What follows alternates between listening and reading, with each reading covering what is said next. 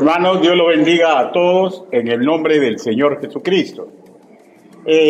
Cada año que empieza y en todo el recodo de nuestra vida, tenemos preocupaciones que tienen que ver con planes que como seres conscientes forjamos, ¿no? Y en todo esto, hermanos míos, es normal, ¿ya?, que en nuestra vida se cimenten diferentes estados emotivos. La tristeza, la melancolía y en el otro extremo, risas, alegrías, euforia ocasional. Todas estas cosas que he descrito son estados anímicos que no son naturales porque somos seres humanos. Por tanto, guardan relación con la vida cotidiana, con las preocupaciones, con los planes que no cumplimos, con los planes que tenemos para cada parte de nuestra vida. Y bueno, pero la depresión es otra cosa, ¿no? Es una preocupación que no cesa, pues no le estamos manejando bien, ¿no? Es un estado casi continuo de angustia que clasifica, ¿no?, en la ciencia moderna como enfermedad, que causa estragos en nuestro cuerpo, en nuestra mente y altera nuestro comportamiento. Cualquier creyente puede llegar a este estado, ¿ya? No hay que idealizar el cristianismo. Los que la sufren, hermanos míos, pueden desarrollar alguno de los siguientes síntomas, o una mezcla, ¿no?, una bomba molotov de todo esto, ¿no? Sentimientos persistentes de tristeza, ansiedad, o un sentimiento de vivir una vida vacía, sentimientos de desesperanza o pesimismo, sentimientos de culpa, de inutilidad y de impotencia, irritabilidad, inquietud, pérdida de interés en actividades o pasatiempos que antes se disfrutaban. Ahora, incluso si es una persona casada, ¿no?, puede alterar su forma de comportarse sexualmente y sentimentalmente con su pareja. Fatiga y falta de energía, dificultad para concentrarse, para recordar detalles, para tomar decisiones, insomnio, despertar muy temprano o dormir demasiado, comer excesivamente o perder el apetito. Incluso pueden llegar a pensamientos suicidas e intentos de homicidio, ¿ya? Dolores y malestares persistentes, dolores de cabeza, cólicos, problemas digestivos, que no se alivian incluso con tratamiento. La ciencia del ser humano ha desarrollado psicoterapias, medicamentos y otros métodos para tratar a las personas con este trastorno que a la larga se puede volver incapacitante, ¿ya? Y a la larga, hermanos míos, escúcheme por favor, puede hacer que tire por la borda todos nuestros planes que con mucho cariño estamos proyectando. Pero estos procedimientos que la ciencia moderna ha desarrollado no se basa en la rigurosidad de la medicina científica, ¿ya?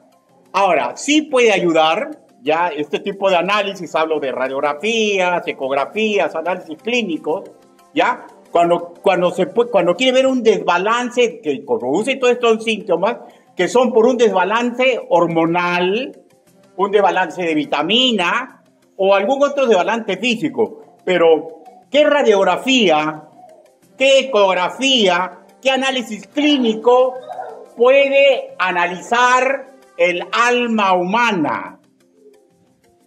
En sí, hermanos míos, la psicología, con todo el respeto que me merece esa ciencia, ¿ya?, se basa más en la observación de los resultados de nuestro comportamiento.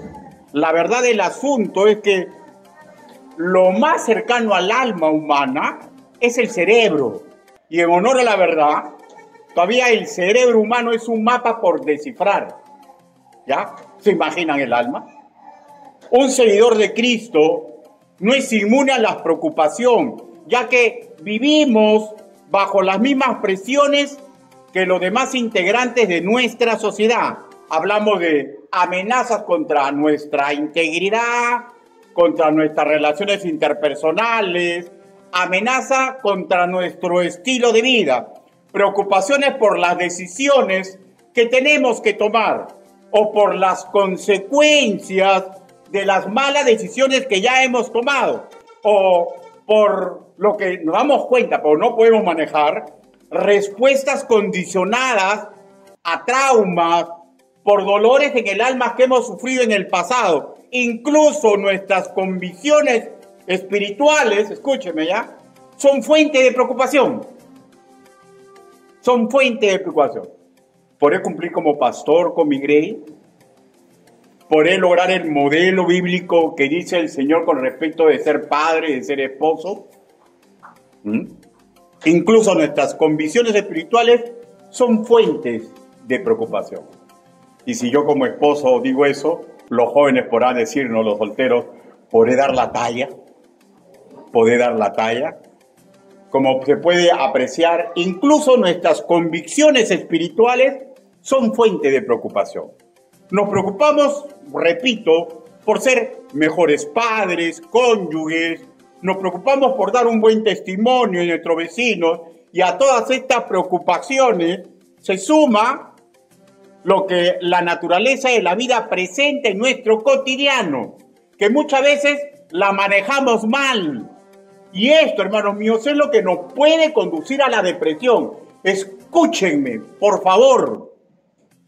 ¿Cómo un creyente se da cuenta que está siendo atacado por un estado depresivo? Escúcheme y cada uno autoanaliza. Cuando continuamente comienzas a pensar que vivir en grupo, preocuparte por las acciones del grupo eclesial, es una pérdida de tiempo. O comienzas a separarte. ¿Ya? Entonces, cuando estas cosas sucedan, hermanos míos, tenemos que hacer un profundo análisis, porque nosotros los creyentes no somos inmunes a la depresión. ¿Ya? Hemos leído el Salmo 77. Este salmo ilustra una depresión, pero la forma bíblica en que primero puede ser neutralizada esa depresión y transformarla en una victoria. Pero acuérdense, nuestras victorias no necesitan ver el futuro. Nuestras victorias se cimentan cuando en el hoy hacemos lo correcto. ¿Ya? Ahora, pero para todo esto, para que al principio, estando neutralizados, al principio parezca que estamos acorralados, se transforme en una victoria, forzosamente tenemos que ser ayudados por la sabiduría que ha sido puesta a nuestra disposición. No puede existir victoria en un cristiano para combatir la depresión, ¿ya? Si está haciendo oídos sordos a los consejos, recetas, disposiciones, póngale usted el nombre que quiera, que están contenidos en la palabra del Señor. Permítame guiarlos en una oración congregacional. Inclinen su rostro. Bendito Padre Celestial, Señor, es difícil la batalla en este mundo. Tenemos preocupaciones por planes que queremos, estamos forjando, planes que vemos que nunca llegaron a cumplirse. Señor, por cosas que vamos viendo en nuestra vida cotidiana y en la vida de los seres que amamos. Y todo eso nos conduce a preocupaciones que son normales. Ayúdenos, Padre, para que estas preocupaciones no se vuelvan depresión en nuestra vida, para que estas preocupaciones no nos hagan hacer lo incorrecto, que es separarnos del grupo humano, Señor, que usted ha proveído para que nos ayuden en las buenas y en las malas, porque ese grupo se reconoce como nosotros, Señor, que hemos sido puestos en un mismo sitio geográfico para buscar juntos camino de felicidad, camino de realización y en ayudar a otros, Señor, para que venzan todo lo que significa mal. Ayúdenos, papito lindo. Así le pedimos, así le suplicamos, en el nombre del Señor Jesucristo. Amén. Bueno, busquemos Salmo 7:7, capítulo 2.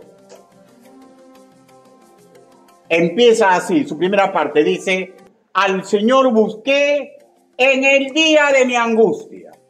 Al Señor busqué en el día de mi angustia. Ahora, este salmo es escrito por Asaf, ¿ya? Ahora, escúcheme, por favor, ya no lea. Asaf está rememorando lo que le estuvo pasando, lo que el Espíritu Santo lo inspira para que él escriba, ya, de hecho, en un futuro, ¿no? Él en aquel entonces estuvo fuertemente angustiado. Dicho en otras palabras más actuales, él estaba en un estado depresivo o estresado, ¿no? El término que en castellano leemos angustia es el vocablo hebreo tzara, que define que nos encontramos en un aprieto, que se siente mayúsculo en nuestra mente. Ese aprieto puede terminar en calamidad. Ese aprieto puede terminar en calamidad. Por ese aprieto, por esa situación que nos angustia, parece que todo lo que hemos proyectado, lo que se nos ofrece, lo que podemos lograr, parece que todo se va al tacho de la basura, ¿ya? Eso es lo que significa angustia en términos bíblicos. Y mucho tiempo después, el Espíritu Santo lo inspira para que relate lo que a él le sucedió. De ello podemos aprender a combatir a este mal que aquel entonces a él lo amenazaba con devorar el alma del salmista. ¿Por qué? Porque es una vieja usanza de la guerra espiritual. El enemigo nos quiere doblegar. Y ni usted ni el que habla somos inmunes a sus ataques. Pero la Biblia es un manual de guerra. El arte de la guerra no lo escribió un oriental. El arte de la guerra fue pensada por Dios mismo. Por Dios mismo. Pero es muy útil, por ejemplo, ver, ¿no?, manuales humanos que nos hablan de estas cositas. Pero el manual perfecto son las Escrituras. No sabemos exactamente lo que a Asaf le originó la angustia que él relata. Pero sí sabemos que el salmista sí sabía lo que tenía que hacer. Él sabía, hermanos míos, sabía cuál era la respuesta. Y él está intentando tomar esa medicina, porque él comprende que si esa angustia se esparce en su ser, va a tener problemas mayúsculos, porque va a estar neutralizado en todo lo que él quiere hacer correctamente. Versículo 1, versículo 2. Con mi voz clamé a Dios, a Dios. A Dios clamé y Él me escuchará. Versículo 2. Al Señor busqué en el día de mi angustia. Segunda parte. Dice, alzaba Él mis manos de noche sin descanso. Mi alma rehusaba consuelo. Hermano, escúcheme por favor.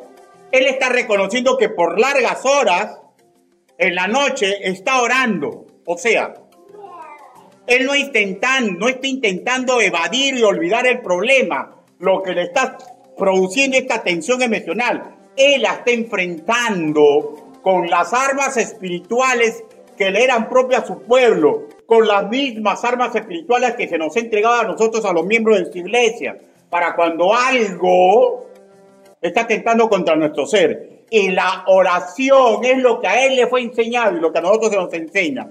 Cuando el mal amenaza con devorarnos, y así lo está haciendo el salmista, y no es cualquier oración, es una intensa, que la está realizando antes de dormir, en una noche, preocupado, y al final del versículo 2 hemos leído un pensamiento preocupante. Mi alma rehusaba consuelo. Lo que nos da una idea clara de lo que en ese momento histórico había una confrontación en su mente. Por un lado, está aplicando las recetas de la palabra del Señor, que él sabe que son valaderas para sus problemas. Él oraba, pero dentro de su ser hay emociones destructivas que lo están carcomiendo. Era un choque de trenes, y por lo que él relata en este salmo, sus emociones destructivas están venciendo en esta congregación, porque él dice que no quería ser consolado. O sea, no está hablando que él no quería conscientemente, pero algo en él hace que él mismo se esté autoflagelando. ¿Alguna vez le ha ocurrido esto a usted? Yo sé que sí. ¿Y saben por qué? Sin que usted me cuente nada, porque a mí sí me ha sucedido. Y tanto ustedes como yo tenemos la misma sangre, tenemos la misma raza humana y tenemos iguales problemas, parecidos problemas. Muchas veces incluso, hermanos míos, nos rehusamos a ser consolados, aunque racionalmente sabemos que lo necesitamos. Es como una autoflagelación. Por ejemplo, lo que se dio, un ejemplo bíblico, pues usted sabe lo que estoy hablando. Porque muchas veces usted sabe cómo puede solucionar el problema, pero no quiere recurrir. O sea, es como si una parte negra de su ser, ¿ya?, se apodera de su inteligencia, de su raciocinio, de su instinto de supervivencia, y corremos hacia atrás. Por ejemplo, ¿no?, caso bíblico, a alguien que le ocurrió esto fue a Jacob, que después fue llamado Israel, y fue en la pérdida de un hijo. Yo no deseo en el amor del Señor Jesucristo que ninguno de los padres que está acá presente goce la pérdida de un hijo. No. Bueno, hay dolores en el alma, ¿no? Pero hay dolores que duelen más que otros, ¿no? Pero vamos a ver en este caso, ¿ya? Génesis, capítulo 37, versículo 25.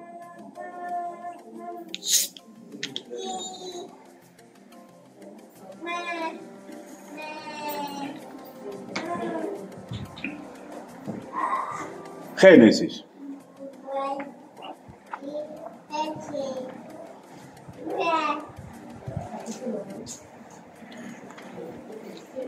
Génesis, capítulo 37. Ahora, lo más triste de este asunto que estamos... Mire, él rehusaba consuelo, ¿ya? Y se estaba noqueando. Y lo más triste de este asunto es que se estaba noqueando por algo que no era verdad. Que no era verdad. Y a veces nos ocurre eso, ¿ya? Parece que los planes ya no van a salir, que los años de su corazón ya no se van a dar, y dejamos de luchar. Y a veces, hermanos míos, todo eso no es así. Miren, busque por favor Génesis capítulo 37, versículo 35. Dice así: y se levantaron todos sus hijos y todas sus hijas para consolarlo, mas él no quiso recibir consuelo, y dijo: descenderé enlutado a mi hijo hasta el Seol. Y lo lloró su padre. O sea, hay dolores que nosotros racionalmente pensamos que son insuperables, que nos van a noquear. Por ejemplo, ¿no?, la muerte de un hijo. Lo triste de este asunto es que él está así, y lo más triste del asunto es que no es una verdad. No es una verdad, porque su hijo está vivo. O sea, Israel dejó de confiar en Dios. Ahora, si le pasó esto a un patriarca, pregunto, ¿acaso no le puede pasar a usted? ¿Acaso no me puede pasar a mí? Hermano, podemos llegar a la depresión. Podemos llevar a estados catastróficos que van a hacer que nosotros hagamos todo lo contrario de lo que dice la palabra del Señor. Si Dios nos puso en una congregación, es para que comprendamos, hermanos míos, que es una familia espiritual. Y claro, aunque muchos a veces me tachan de exagerado, ¿no? Pero si pensamos con mente de Dios, una familia espiritual es en muchos aspectos muy superior a una familia de carne. Ahora, qué maravilloso, ¿no? Cuando se unen los dos bemoles, ¿no? Familia de sangre y familia espiritual. Mi alma rehusaba consuelo, decía el salmista. Jacob rehusaba consuelo.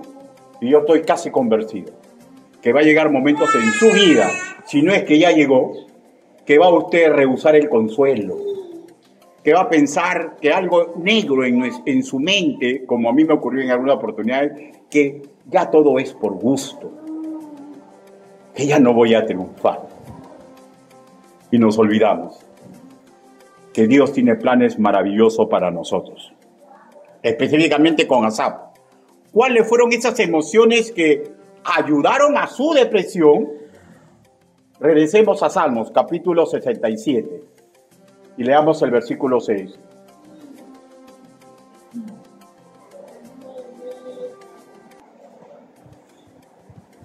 ¿Lo tenemos, hermano? Dice: me acordaba de mis cánticos de noche, meditaba en mi corazón y mi espíritu inquiría. Versículo. Así dice, ¿no, hermanos míos? ¿Está bien? Hermano, ¿sabe lo que estaba pasando con este? Me acordaba de mis cánticos de noche. O sea, ¿sabe de qué le estaba recordando? Estaba melancólicamente recordando, ¿ya? Cuando todo le salía bien, cuando hay cosas que no le salía bien, pero que confiaba en Dios, hermanos míos. O sea, mejor dicho, él está recordando lo que a veces nosotros nos noquea. En los tiempos pasados fueron mejores. Y a veces recordamos las risas en que vivíamos. A veces recordamos cómo parecía que todo estaba bien, hasta que ¡pum! La vida nos mete un encontrón. Y pensamos que ya no hay solución. Hermano, cada día que pasa, hay oportunidades de reír. Cada día que pasa, hay nuevas esperanzas. Nuevas son sus misericordias cada día.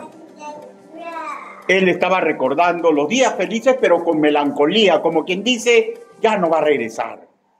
Y en lo ministerial, hermanos míos, muchas veces recordamos, ¿no? Cómo éramos pilas en la congregación, cómo cantábamos, cómo estábamos activos, ¿no? Y algo se rompe en nuestra mente. Y pensamos que no vamos a regresar a ese pasado. Y pensamos que no es para nosotros. ¿Saben qué? ¿Saben qué? No existe ni un solo servidor que sea perfecto. No existe ni un solo hombre ni una mujer que suba al púlpito y pueda decir que todo le va bien en su vida. Pero son los métodos de Dios, ¿ya? Para que comprendamos que siempre hay esperanza. Para que comprendamos que estamos en la mano de Dios. Para que comprendamos que Dios tiene planes muy importantes para nosotros, que van más allá del cumplimiento de nuestros deseos. La verdad del asunto, hermano mío, que el pasado feliz nos debe impulsar a un análisis real y positivo de cómo superar los problemas actuales, pero no suspirar por el ayer como si fuera algo que no debemos ya tocarlo, porque se ha vuelto un tabú. Recordemos una frase muy usada en nuestro acervo cultural: lo que ya fue, ya fue. Hermanos, solamente volteemos la página. No suspiremos por algo que todavía está a nuestra disposición. No nos autoflagelemos, dejando de lado los métodos de Dios. Eso le está pasando a él. Se niega a ser consolado. Se niega a rehacer el camino. El salmista también escribe: me conmovía, me quejaba y desmayaba en mi corazón y mi espíritu inquiría. O sea, está bloqueado. Y nosotros tenemos que aprender, hermanos míos, ¿ya? Que no vivimos para cumplimiento de deseos. Y que si vamos a centrar nuestra vida como creyentes, ¿ya?, en cumplimiento de deseos, van a surgir en nosotros sentimientos destructivos, ¿ya?, que nos va a orillar a ir en contra del remedio que Dios le pone para la depresión. Y de hecho, hermanos míos, esos raciocinios aumentan el desconcierto. El salmista incluso perdió capacidad para dormir. Salmo 67, versículo 4. no me dejabas pegar los ojos, estaba yo quebrantado y no hablaba. O sea, le está echando la culpa a Dios. En cualquier análisis correcto, ¿usted cree que Dios va a usar su poder para que nosotros no podamos descansar? O sea, mejor le está diciendo, los métodos que tú me has entregado no me sirven. Es que los métodos no es que no sirvan, sino que algo está pasando en ese creyente. Algo está pasando en ese creyente. O sea, cuando comenzamos a pensar que la palabra del Señor es insuficiente, cuando comenzamos a pensar que Dios no tiene tanto poder para ayudarnos, es cuando comenzamos a colapsar. Hermanos, David, cuando estaba terriblemente mala, ¿recuerdan ustedes cuando su hijo dio un golpe de estado y que él tuvo que salir huyendo con sus hijos, con sus mujeres y con toda su poca ropa que le quedaba porque el pueblo le había volteado la cara? David, hermanos, no es fácil estar en los zapatos de David, ¿eh? Le voy a poner un cuadro, ¿ya? Supongamos que tiene una familia grande, ¿no? Vamos a poner una familia grande, unos 10 hijos, ¿está bien? 10 hijitos, ¿no? David tenía más. ¿Saben lo que el cuchillo que tiene en el corazón un padre es saber que uno de sus hijos, si lo alcanza, va a matar a todos sus demás hermanos? Es un dolor tremendo, ¿no? Un dolor tremendo de que él ha dado su vida por Israel y el pueblo de Israel le está volteando la cara porque su hijo que dio golpe de estado sumamente astuto. Sin embargo, David en aquel entonces, él sabía que tenía que dormir porque al día siguiente tenía que tomar buenas decisiones. Y le decía, yo descanso en usted, Señor. Y se echaba a dormir como un león. Porque confiaba en los métodos de Dios. ¿Ya? O sea, no hay cuadro clínico que no pueda ser solucionado cuando nosotros confiamos en Dios. O estoy hablando de problemas del alma, ¿no? Estoy hablando de problemas en el corazón. Versículo 3.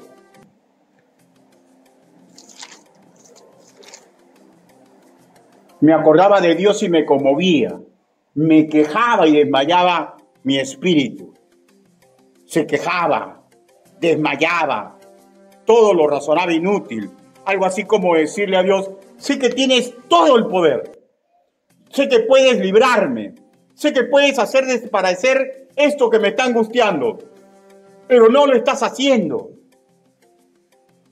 ¿Por qué, Señor? ¿Por qué, Señor? Y surge el interrogante, ¿no? ¿Por qué esa forma de pensar es tan recurrente en nosotros los creyentes?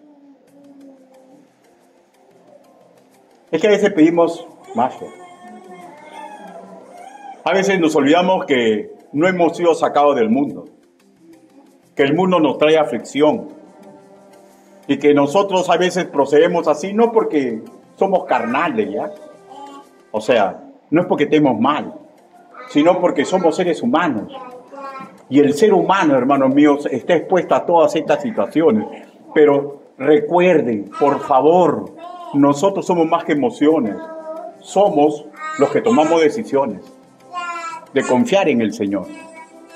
Es que lo que pasa es que a veces estamos demasiado pegados a nuestros deseos. El de tener un Dios semejante a un sirviente con poderes sobrenaturales, que con un chasquido, con una oración, arregle aquello que nos está trayendo malestar. Y Dios no es así. Y cuando no vemos o avisoramos la solución que deseamos, nuestro pavor y angustia crece, nuestro desconcierto también. El salmista, en esos momentos angustiantes, cuando sentía todo su esfuerzo inútil, y él está obrando como dicen las escrituras, ¿ah? Está que se entrega a Dios, pero él se hace 5 preguntas. Versículo del 7 al 9, dice, ¿desechará el Señor para siempre? ¿Y no volverá más a hacernos propicio? Hay unos que piensan así.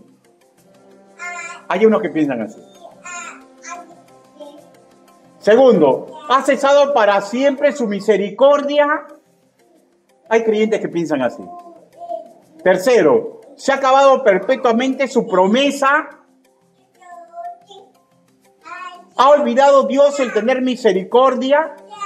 ¿Ha encerrado con ira sus piedades?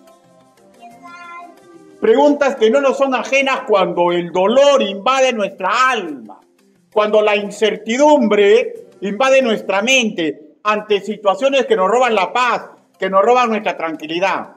Sinteticemos en las siguientes preguntas. ¿Por qué Dios no me ayuda? ¿Es que no le importo? ¿Es que me ha abandonado? Y en la práctica empezamos a dudar de Dios, de su protección, de su capacidad para ayudarnos de forma efectiva. Hermano, y vuelvo a repetir, nadie me ha contado su vida, ¿ya? Estoy relatando lo que a mí me ocurre, lo que le ocurrió al salmista, y lo que a usted, si no le ha ocurrido, le va a ocurrir. Comprendamos, hermanos míos, que Dios nos puede ayudar si le damos la oportunidad. Pero pese a toda su ayuda, es probable que esas circunstancias no cambien. O puede hacer, hermanos míos, que sí cambien. La verdad que el futuro no nos corresponde, le corresponde a Él. Pero vuelvo a repetir, escúcheme por favor. La felicidad y la realización personal no debe centrarse en un sentido empresarial de lo que va a lograr mañana. ¿Ya?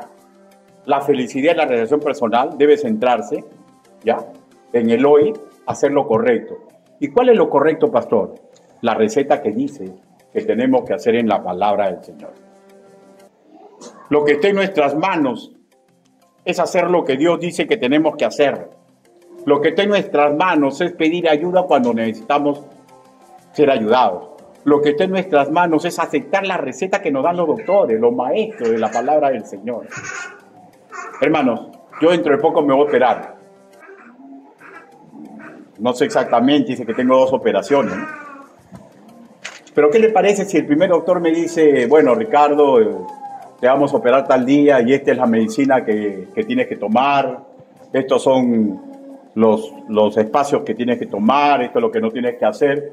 Y yo comienzo a dejar de lado lo que él me está diciendo. La pregunta es, conscientemente, ¿quién se está haciendo daño? Hermanos, crean en lo que dice la palabra del Señor. Los métodos que nos parece que son los correctos, a veces solamente sirven para autoflagelarnos y alejarnos de lo que Dios quiere para nuestra vida. Hablamos de él, de un cuadro que se está diagnosticando como depresión. ¿Cuál es el consejo bíblico? Versículo 10, su segunda parte. Salmo 7:7, versículo 10, su segunda parte. Dice, dije, enfermedad mía es esta. Enfermedad mía es esta. O sea, miren, el Espíritu Santo lo está inspirando para que nosotros reconozcamos lo que a Él le está ocurriendo. Lo que en castellano leemos enfermedad es el término hebreo jala, ¿ya? ¿Y qué implica jala? Implica una situación que nos desgasta, que nos enferma, que nos debilita. Término que incluso se usa con normalidad para describir una mujer débil por el embarazo. ¿Ya? O sea, una mujer, miren, escúchenme por favor, todas las que han tenido maternidad saben esto. ¿Ya? Una mujer, cuando está en estado, piensa que está más débil, ¿o no? ¿No? Pero es todo lo contrario. La mujer cuando está en estado se vuelve más fuerte. ¿Y saben por qué? Pero no son en su beneficio, en beneficio del niño. Todo se le reproduce. Todo se vuelve más fuerte porque ahora tiene que cuidar a su niño. Y ahí es el problema. Porque como se sienten débiles, se olvidan, hermanos míos, tanto una embarazada como un hermano en Cristo que está pasando problemas, que la solución a sus problemas es lo que dice la palabra de Dios. Y tenemos que someternos, tenemos que unirnos, tenemos que comprender que Dios nos ama y quiere lo mejor para nosotros. Situaciones delicadas, hermanos míos, cuando nuestros sentimientos negativos nos asaltan, ¿saben cuál es el edificio que quiere tomar? Nuestra fe. Porque Todo lo que no proviene de fe es pecado. Entonces, ¿qué quiere? Que desconfiemos en las recetas de la palabra del Señor, en los magistrales métodos para cumplir nuestros sueños, para que nuestros proyectos puedan venir a luz. Dios es capaz, hermano mío, de vencer cualquier mal que nos aqueje, cualquier dolor, sea espiritual, sea emotivo, sea el que fuera. Además, debemos comprender que si comenzamos a cambiar las promesas escriturales por lo que desea nuestro corazón, nos vamos a terminar alejando más de Dios. Una pregunta, hermano, aunque no hay nadie acá que nos visita, ¿no? Todos son de casa. O si no son de casa, todos son creyentes en Cristo, ¿no? Pero quiero hacer una pregunta. ¿Dónde está en la Biblia? ¿Dónde está la promesa en la Biblia que no van a tener enfermedades? ¿Dónde está la promesa en la Biblia, ya, que nuestros parientes cercanos que amamos mucho no van a morir? ¿Dónde está en la Biblia que no va a haber desastres naturales? ¿Dónde está en la Biblia que no vamos a sufrir momentos angustiantes?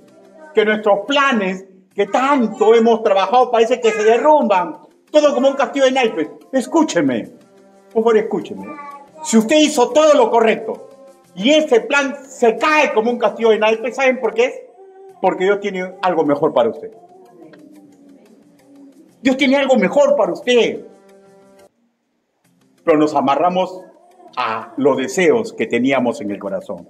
¿Dónde está en la Biblia que no nos puede ir mal en un negocio? ¿Dónde está en la Biblia que no nos pueden estafar y botarnos de nuestra casa? ¿Dónde está en la Biblia que no vamos a caer nunca en víctimas de pendencieros, de ladrones, de abusadores, de personas que roban la riqueza de una nación? Hermano, el mundo fatalmente está puesto para traernos aflicción.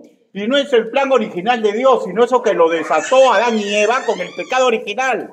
Y el Señor Jesús nos lo hace recordar, no para que le echemos la culpa a ellos, sino para que nos centremos en nuestra realidad. Estas cosas, dijo el Señor Jesús, yo les he hablado para que en mí tengáis paz. Juan capítulo 16, versículo 33. Y él continúa diciendo, en el mundo tendréis aflicción. Pero inmediatamente él da promesa divina y dice, pero confiad, yo he vencido al mundo. Yo he vencido al mundo. Y cada día que pasa, pese a que a veces veo que mis deseos no se van cumpliendo, cuando me voy a la cama, y si hice lo que Dios dice que debió hacer, aunque perdí, yo puedo dormir y decirle, Señor, hoy he vencido al mundo. Pese a que todo me está saliendo mal, de que he metido la pata. Pero si me duermo y le digo, papito, me equivoqué tanto, Señor. Perdóname, dame una nueva oportunidad. Y si puedo dormir, yo puedo dormir con este pensamiento. Señor, hoy he vencido al mundo. La primera posición que debemos adoptar, hermanos míos, cuando reconocemos que estamos mal, que estamos desgastados, que estamos enfermos, es que nuestra única arma efectiva es razonar que Dios nos va a ayudar, que Él nos va a tener al final de ese túnel oscuro que estamos pasando una luz maravillosa de esperanza. Podemos tener en cuenta que no existe forma mágica. Los caminos para nuestra salud espiritual y emocional siempre están entrelazados en aceptar sus métodos, que implica no incumplir su palabra, o dicho de otra forma, no incumplir la sabiduría que viene de la palabra del Señor. ¿Acaso ustedes no recuerdan? Yo sí que sí recuerdan. ¿Cómo Jesús venció al demonio? ¿Acaso lo venció cumpliendo sus deseos? ¿Acaso le ordenó a alguien que lo ayude? ¿Saben cómo él venció? Poniendo en obra lo que dice la palabra del Señor. Y si nosotros estamos dispuestos a creer en sus promesas, en sus métodos, podemos decir con suma claridad que nosotros estamos venciendo al mundo. Primero, ya está analizado el problema. Ahora, primer punto que recomienda el salmista para superarlo. Recordar que el poder de Dios es perfecto y que siempre ha sido desde el inicio de la creación. Versículo 11. 7:11 dice, me acordaré de las obras de Yahvé. Sí, haré yo memoria de tus antiguas maravillas. Hermanos, miren, ese poder que hizo el mundo, ese poder que hizo todo lo que en el mundo hay, ese mismo poder es el que nos protege, ese mismo poder que él lo dice, yo te tengo, Ricardo, en la palma de mi mano, que comprendamos que esa inmensa bondad que le da a todos los seres humanos, porque todavía hay sembríos y podemos cosechar, todavía hay lluvia, hay un magnífico sol, y todas esas bendiciones generales que le da a la raza humana también nos da a nosotros, pero a nosotros nos da más. Pero para razonar esa protección tenemos que tener fe. Versículo 14 dice, tú eres el Dios que hace maravillas, hiciste notorio en los pueblos tu poder. Y el primer caso, la primera forma de comenzar a superar eso es comprender con fe que ese Dios que hizo la naturaleza, que ese Dios que ha hecho los astros, que ese Dios nos ha dicho que nosotros somos la grey de su pueblo y que nos está protegiendo y que la protección de Dios va más allá de lo que nosotros podemos ver.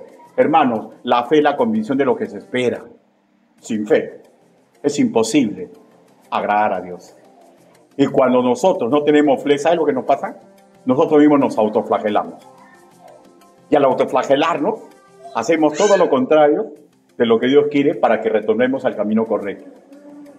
Segundo, recordar cómo Él ha protegido a su pueblo. Versículo, eso es la receta que está saliendo acá, del 15 al 20 dice, con tu brazo redimiste a tu pueblo, a los hijos de Jacob y de José. Te vieron las aguas, oh Dios, las aguas te vieron y temieron. Los abismos también se estremecieron. Las nubes echaron inundaciones de agua, tronaron los cielos y discurrieron tus rayos. La voz de tu trueno estaba en el torbellino. Tus relámpagos alumbraron el mundo. Se estremeció y tembló la tierra. En el mar fue tu camino y en tus sendas en las muchas aguas. Y tus pisadas no fueron conocidas. Condujiste a tu pueblo como ovejas por mano de Moisés y de Aarón. O sea, ¿qué les está diciendo a él especialmente? Le está diciendo, Dios le está inspirando y le está diciendo, recuerda todas las maravillas que yo he hecho con Israel. Recuerda que ni el ejército más poderoso del mundo los pudo capturar. Recuerdan que los puse en el desierto y había un torbellino adelante y uno detrás. Recuerda todo lo que te ha hecho, a tu pueblo. Y la pregunta es, pastor, yo no he visto eso. Yo tampoco. Pero ya pues, dejémonos de Israel. Recordemos a la iglesia. Hermanos, es que no ha visto usted la maravilla de Dios. Es que no ha visto la maravilla de Dios. Es que no recuerda cuántas personas que usted no daba ni un sol y ahora son creyentes. Es que no recuerda las cosas mínimas como Dios a usted lo ha ayudado en sus enfermedades, en sus dolores pasados. Es que no recuerda, hermanos míos, las cosas maravillosas que Él nos ha hecho ver. ¿Cuántos milagros han visto nuestros ojos? ¿Cuántas veces hemos estado derrotados, vencidos, angustiados? Y hemos visto una luz de esperanza de una persona que nos ha ayudado sin ser creyente, de creyentes que se han preocupado de nosotros, de personas que nos han ayudado. ¿Y saben qué, hermanos míos? Nada de eso es casualidad, ¿ya? Es Dios. Es Dios. Lo que pasa es que tenemos que ver las cosas que nos suceden ver con ojos de creyente y no con incrédulo. Hermanos, no crea, escúcheme, ¿ya? Voy a ser bien tajante. No crea que lo que usted está logrando es por usted mismo. Es porque Dios está permitiendo que lo haga. Para que usted vea esas cosas en las cuales está haciendo bien o esas cosas que lo están ayudando, para que usted comprenda que es Dios, que le está diciendo de diferentes formas, yo estoy contigo, Ricardo, Berta, Amelia, Juan, Octaviano, yo estoy contigo. Y para que en nuestra mente cantemos, ¿no? Lo que hemos entonado hoy día, no hay Dios tan grande como tú. No lo hay. No lo hay. Él comprendió en ese momento que Jehová sana, salva, santifica. ¿Y saben lo que él hizo? La receta de Dios. Recuerda quién soy yo. Recuerda cómo te ha ayudado en el pasado, a ti, a tu pueblo, a tu familia. no tiene que ser diferente contigo. Recuerda. Y nosotros, hermanos míos, tenemos que comprender que nosotros no somos un pueblo perdido. No recurra a las canitas al aire. No recurra a alejarse de su casa. No recurra a unirse más a los incrédulos por muchas cosas buenas que tengan ellos. A despreciar, a reunirse con sus hermanos en la fe. No haga nada de eso. No haga nada de eso, porque ¿saben lo que está haciendo? Está despreciando todo el edificio que Dios ha hecho para ayudarnos a nosotros. Segunda de Corintios, capítulo 4. Segunda de Corintios.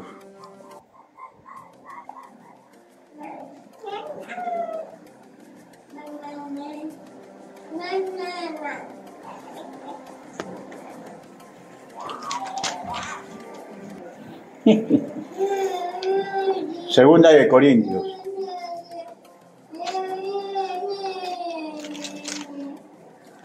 Capítulo 4. Versículo del 7 al 10. ¿Lo tiene, hermano? Dice, pero tenemos este tesoro en vaso de barro, para que la excelencia del poder sea de Dios y no de nosotros. ¿Ya? Que estamos atribulados en todo, mas no angustiados, en apuros, mas no desesperados, perseguidos, mas no desamparados, derribados, pero no destruidos, llevando en el cuerpo siempre por todas partes la muerte de Jesús, para que también la vida de Jesús se manifieste en nuestros cuerpos.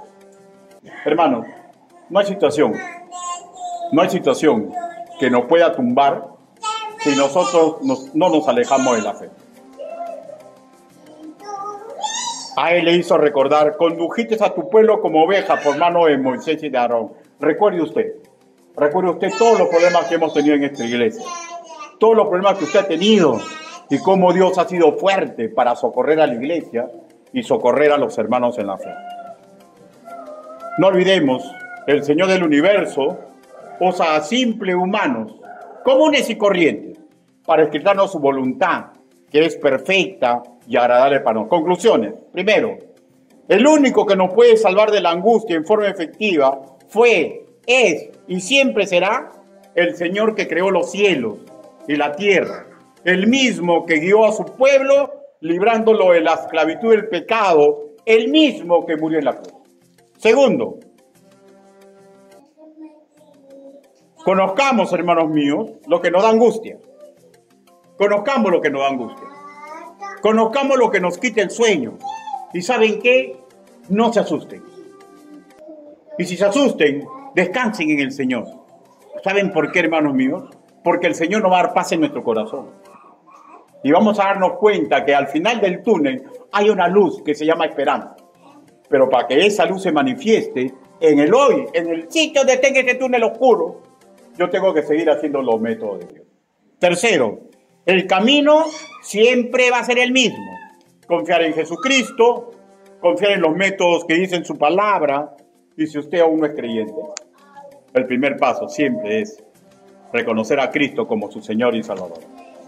Y si usted lo conoce como su Salvador, simplemente dejar que Él sea el Señor de nuestra vida, con derecho a dictarnos el camino que tenemos que seguir, las recetas que tenemos que tomar. Si no, no hay nada.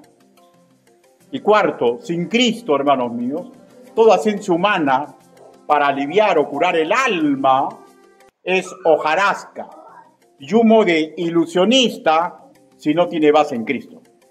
Y si no tienen base en Cristo, simplemente es vanidad. Simplemente es vanidad. La decisión siempre será nuestra. Darle oportunidad a Jesús, darle oportunidad a sus métodos, creer en sus recetas o seguir la receta de hombres y mujeres sabios. Y entre esos hombres y mujeres sabios, usted se estirpe de Dios. Que a veces usted mismo hace su proyecto dejando de lado como Dios quiere que se haga.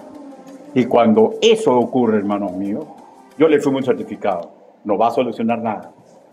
Va a seguir golpeándose y golpeándose hasta que llegue un momento en que usted le ocurra como a Sansón, ¿no? ¿Saben lo que le ocurrió a Sansón, no? Tuvo que esperar el último momento de su vida para decirle, ¿no? Mueran los filisteos y muera Sansón con ellos. No esperemos el último momento para hacer las cosas bien. Porque acuérdense que ese hombre vivió ciego mucho tiempo en su vida. Y la moraleja es que puede ser que la vista no la perdamos, pero puede ser que vivamos en este mundo como ciegos.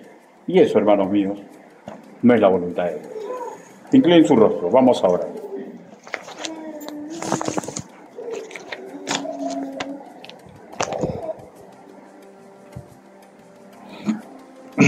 Bendito Padre Celestial. Señor, la depresión es una realidad que ataca al ser humano, Señor. Señor, y sus hombres de antaño también la tuvieron. Y ellos nos enseñaron, mediante la palabra, qué tenemos que recordar, a quién tenemos que recurrir para solucionar esos cuadros, Señor. Ayúdenos, Señor, para que en el hoy hagamos lo mismo. Quiero hacer una invitación. ¿Habrá alguien aquí que aún no ha recibido a Cristo como su Señor y Salvador y quiere que se le muestre ese camino en cortos 5 o 6 minutos? Hágame una señal, levante su mano. ¿Alguien desea que se le muestre el camino a la salvación? Ahora quiero hacer otra invitación. Puede ser que usted tiene algo que no está creyendo en las promesas de Dios. Si algo de esto le está pasando y requiere fuerza, hermano, yo no le prometo que le va a suceder rápidamente como le sucedió al salmista. Está en una lucha. Por lo primero que tiene que abrir esa lucha es humildad y pedirle ayuda a Dios. Si le falta sabiduría, pídasela a Dios. ¿Alguien desea que ore por él o por ella por alguna decisión difícil en su vida? Hágame una señal, levante su mano. Dios te bendiga. ¿Alguien más? Dios te bendiga. ¿Alguien más? ¿Alguien más? Vamos a orar. Bendito Padre Celestial, usted ha visto la mano levantada. Señor, este año empezamos con planes nuevos. Empezamos con una carga de lo que en el ayer no se cumplió. Señor, pero sabemos que no hay promesa de usted para que se cumplan nuestros deseos. Pero sí hay promesa para que podamos recorrer el camino de la felicidad y de la realización personal. Ayúdenos, Señor. Señor, por mis hermanos en Cristo que levantaron su mano, ayúdenos, Señor, en los dilemas que tienen que confrontarlos. Ayúdenos, Padre, y ayúdenos a todos los demás, porque tarde o temprano vamos a ser pedidos para ser zarandeados. Y ese día, Señor, ayúdenos a hacer lo correcto. Así le pedimos, así le suplicamos, en el nombre bendito, precioso y poderoso del Señor Jesucristo. Amén. Hermano, Dios los bendiga.